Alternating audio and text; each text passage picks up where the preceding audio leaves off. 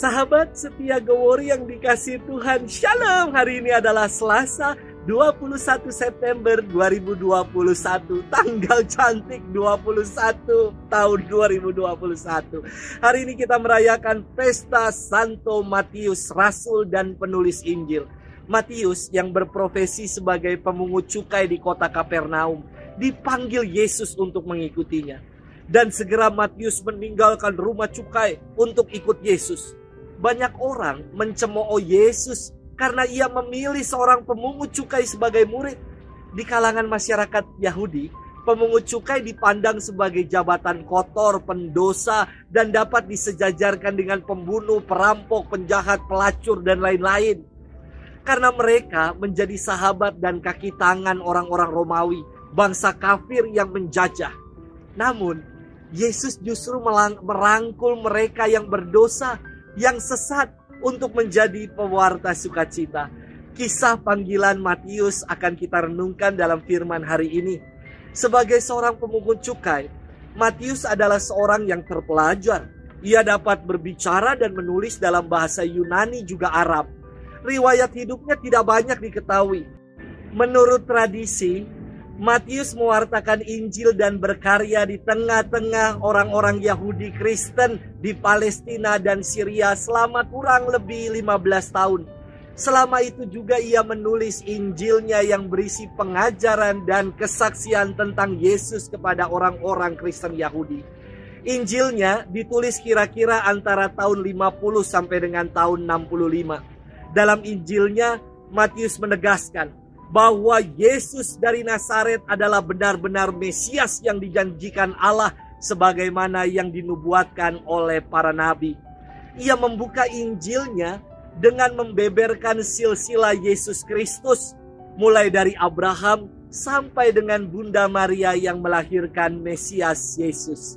Dengan silsilah itu, Matius menjahit jembatan antara perjanjian lama dengan perjanjian baru. Maka tidak heran Injil Matius diletakkan di awal perjanjian baru.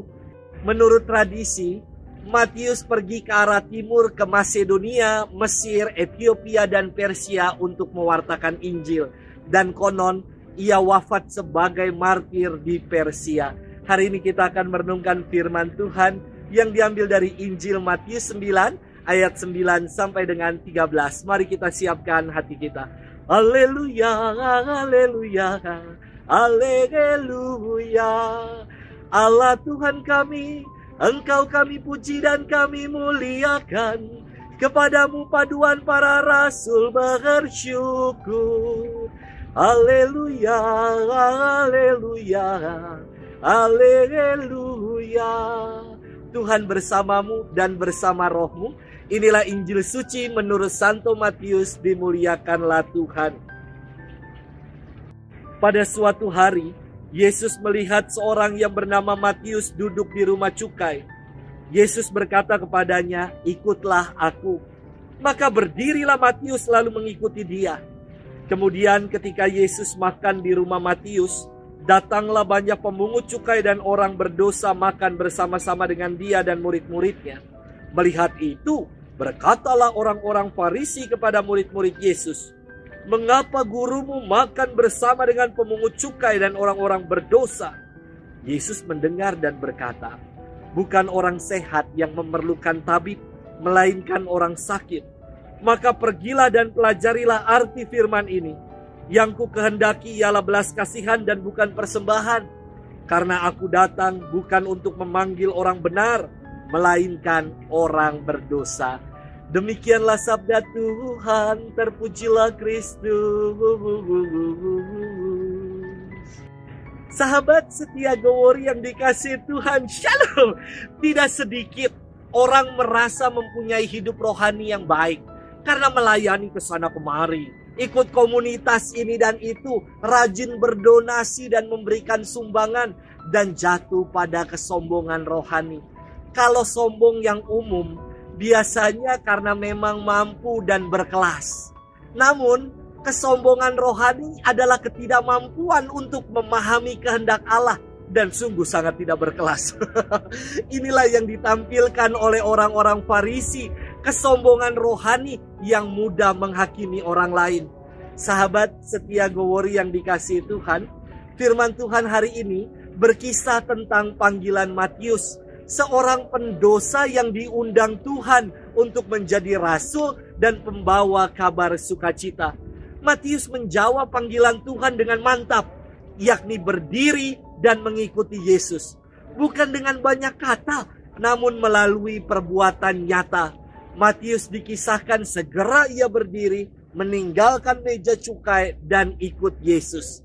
Sementara orang-orang Farisi yang memiliki kesombongan rohani mencibir dan berkata, "Mengapa gurumu makan bersama dengan pemungut cukai dan orang berdosa?"